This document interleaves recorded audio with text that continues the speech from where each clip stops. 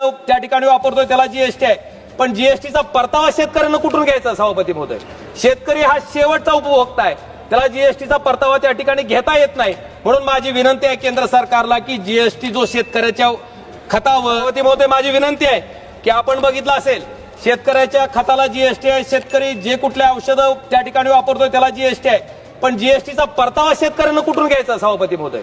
शेतकरी हा शेवटचा उपभोक्ता आहे, त्याला जीएसटीचा परतावा त्या ठिकाणी घेता येत नाही.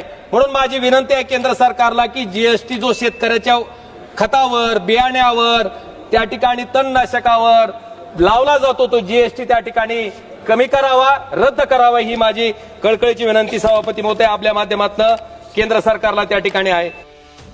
खासदार ओमराजे निंबाळकर यांची लोकसभेत मोठी मागणी. शेतकऱ्यांच्या खताला जो जीएसटी आहे, शेतकऱ्यांच्या खत बी तणनाशकावर जो जीएसटी आहे तो जीएसटी रद्द करण्यात यावा किंवा कमी करण्यात यावा अशी मागणी लोकसभेत खासदार ओमराजे निंबाळकर यांनी मागणी केलेली आहे. तर या मागणीवर तुमचं मत, तुमची प्रतिक्रिया आम्हाला कमेंट बॉक्समध्ये नक्की कळवा.